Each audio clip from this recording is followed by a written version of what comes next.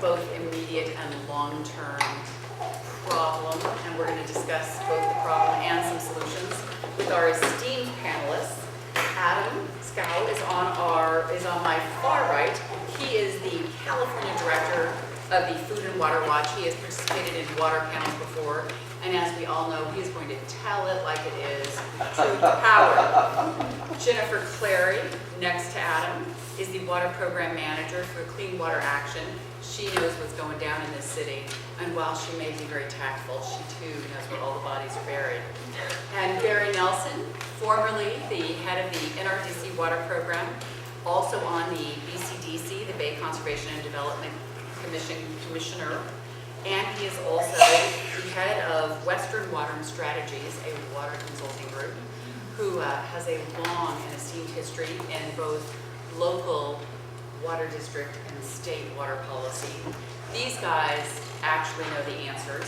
I'm going to give everybody a couple minutes to kind of give us an opening perspective on the problem about the drought, California, and climate change.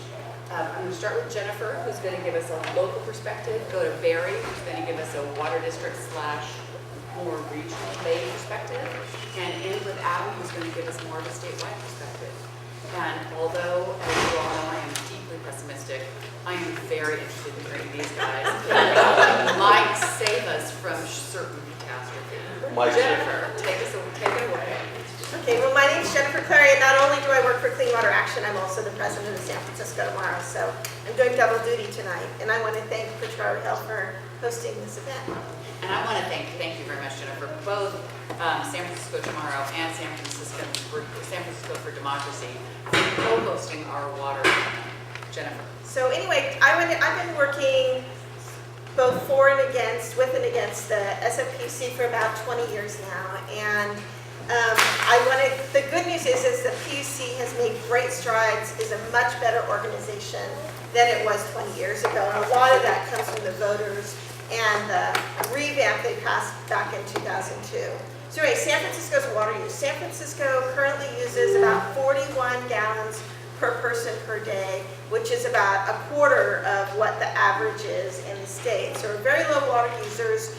Because of that, when the state ordered mandatory conservation to try to reach 20% conservation, they only ordered 8% for San Francisco. And in fact, San Francisco had already saved more than that through voluntary conservation in 2013. So it's like, keep going as you are. So it was a pretty straightforward thing. Now, one question should be, why should we save water at all when we're using so much less than anyone else? And I think the thing to remember is San Francisco is a self-contained system. About a third of the water is used by San Francisco, 2/3 is used by the people who buy water from San Francisco on the peninsula, South Bay and East Bay. And San Francisco has about 8 reservoirs, Hetch Hetchy Reservoir, several downstream reservoirs, including Calaveras Reservoir, which is being rebuilt right now, San Andreas and Crystal Springs on the peninsula. And so they have to manage their water for drought as well. And this is the 4th year of a drought. And water, one of the problems with the drought is because there's so little snowpack, you start pumping water sooner. When you think about it, if you have snow in the Sierras, that snow you can fill up your reservoir, and that snow keeps filling the reservoir until about June or July. So you don't actually start drawing down your reservoir until midsummer. When you have a dry year, not only is there less water, but you start drawing down the water you have sooner. So when you think about how much water you have to think about it in that sense as well. One good thing about San Francisco is they're finally getting serious about diversifying their water supply. They get about 85% of their water from the Tuolumne River by way of Hetch Hetchy Reservoir. And to be so dependent on a single source of water is very dangerous, particularly with the changing climate. The other 15% comes from the local watersheds that we get water from. But San Francisco is now making plans to get more water from other sources. So embarrassingly, we're the only city in California that doesn't have a recycled water program. But the EIR is just, for the west side, is just being approved. And about 2 million gallons a day is going to be produced. And the interesting thing about that is it's going to be used to irrigate Golden Gate Park. Golden Gate Park currently uses groundwater. And the groundwater that's being used in Golden Gate Park is now going to be put into our water system, so it's going to be part of our drinking water supply. It's a great idea, and it's going to help. It helps us in emergencies, it'll help us in earthquakes, helps us in drought. And so increasing that supply. They're also looking at really innovative ideas around gray water, making these big high-rise developments recycle their on-site gray water and black water. So they're doing some very interesting and innovative things to diversify their water supply. So I guess that would make me optimistic. Okay, Barry. I'm going to be the opposite today. I'm going to start by talking about San Francisco Bay. There's an enormous amount of attention during the drought on what it means for all of us, for cities and agriculture. And there's been some, but not nearly as much attention on what's happening in natural resources during the drought, and it's pretty out there. First, a little bit of context. The San Francisco Bay is really a unique resource because it's this tremendously important natural resource in the middle of a really dense metropolitan area. The biggest estuary on the west coast of North and South America, the most important salmon migration corridor south of the Columbia River isn't the Trinity River, it's not the Eel River, it's not the Klamath River, it flows under the Golden Gate. So salmon between Santa Barbara, the salmon fishermen between Santa Barbara and Central Oregon basically don't have a job if we don't have healthy salmon runs in the Bay Delta system. It's that important. And right now, that system is doing terribly. I don't know if any of you have read a recent book by Elizabeth Colbert called The Sixth Extinction, about a global extinction event. We're seeing an outbreak of that locally. And the Bay Delta system, the Delta smelt, is literally in danger of extinction right now. Winter-run salmon are listed. Spring-run salmon are protected under the Endangered Species Act. Steelhead, green sturgeon, longfin smelt are proposed for listing. It's not pretty. During the drought specifically, Delta smelt have reached their lowest recorded level ever. That's a fish that only lives in San Francisco Bay. It used to be the most abundant fish in the whole ecosystem. Salmon, not just because of the drought, because of how we manage our water during the drought. The Sacramento River, which is the backbone of salmon fishing south of Central Oregon, we killed 95% of the young salmon, young wild salmon in that river system last year. And we're in danger of doing that again this year unless El Nino bails us out.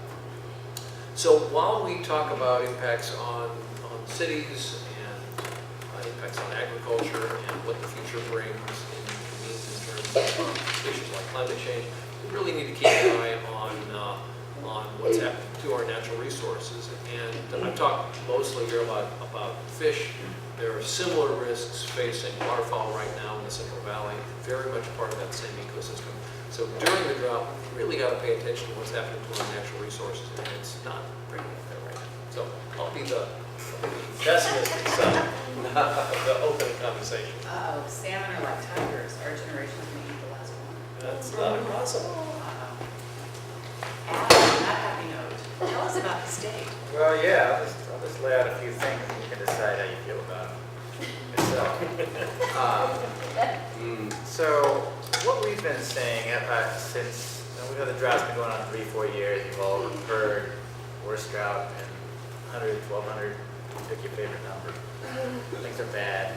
But what we've been, our critique has focused on really the mismanagement of our water resources in the state, which have exacerbated our problems much worse than what they otherwise should be. One of our, I think, would say all of our mentors, people who work in water, there's a woman named Dorothy Green, wrote a book called Managing Water, California, Avoiding Crisis. And she had long been saying California has a water management problem, not a water supply problem. It's been well known for some time that California's water rights are vastly oversubscribed. The state promises much more water than nature is able to supply. This is also true. This is true of the way the water projects, the baseline of the water projects, which pump water away from our delta, which is in part responsible for the demise of the salmon. It's also true in the Colorado River. And the problem has never really been fixed in California. So we've been saying it's time to get our demand in harmony with our supply. And nowhere is that more true than with our agriculture in California. responsible for about 80% of our state's water use. Right now, in the midst of this drought, as it's gotten worse, we have certain big ag interests planting more almond trees, more pistachio trees on some of the most inappropriate farmland in California.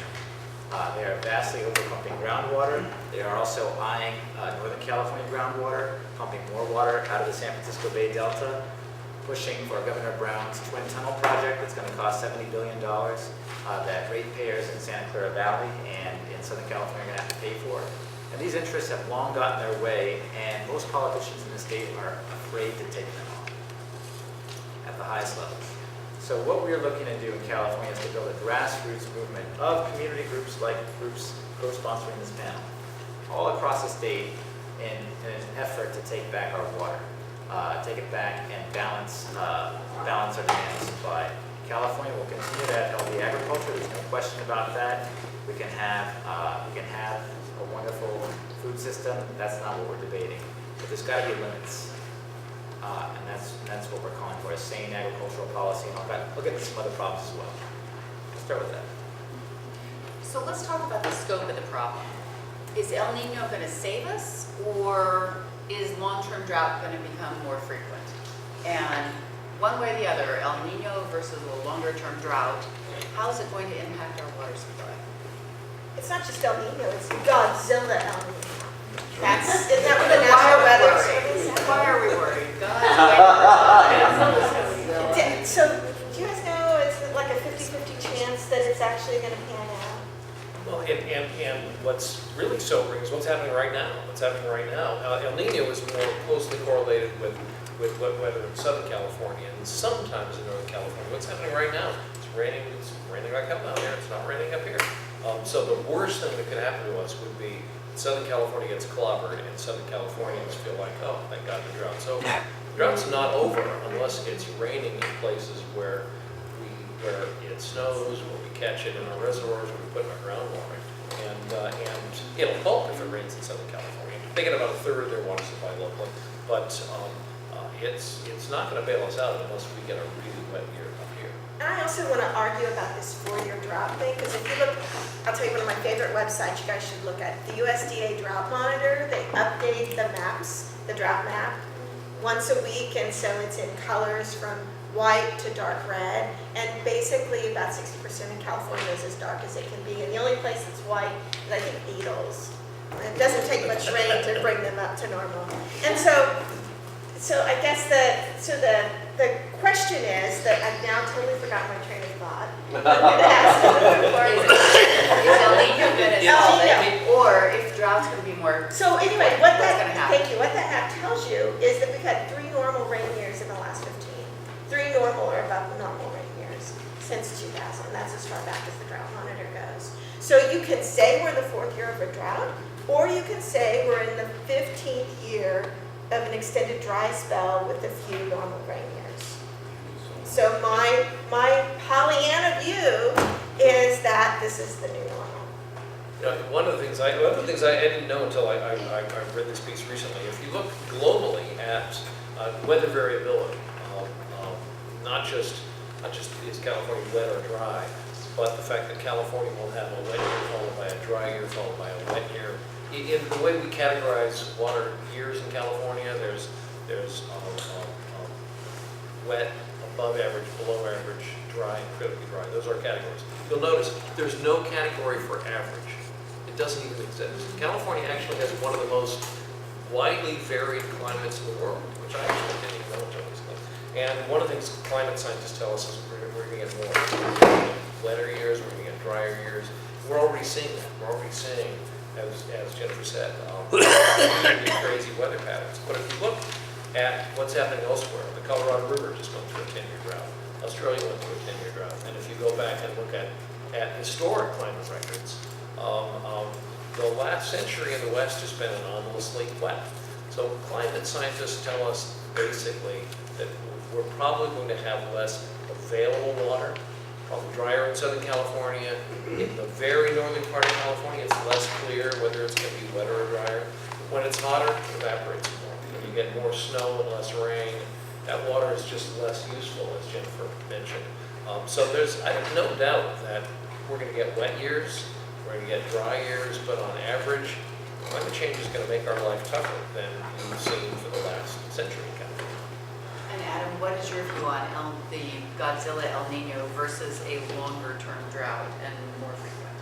Well, yeah, I think as I was saying in the intro, the drought and whether or not El Nino comes and how big it comes is only part of the point. Our problems are much worse than lack of rain. But the solutions are quite clear from a logical perspective, but politically very difficult. We have a 5-member state water board in California appointed by the governor that is responsible for the administration of water rights in California. And the California Constitution says that water belongs to all people, should be put to reasonable and beneficial uses for the benefit of the state. And in addition to that, groundwater, which Jennifer is an expert on, is largely not regulated by the water board. It's been mostly treated as private property, especially in the agricultural regions of California where we see massive overpumping. So because these problems have been allowed to continue over the decades, we're in a much harder position to rein them in. But I don't see any shortcut. I don't see any magic bullet. I don't see triple Godzilla El Nino going to save us. We need a governor with some guts. We need a state water board that's ready to lay down the law and balance water rights. Other states in the West have done this. I believe Idaho did this recently, Oregon perhaps did this in the last decade. It can be done, but it's going to be a hell of a fight. But it's worth fighting for.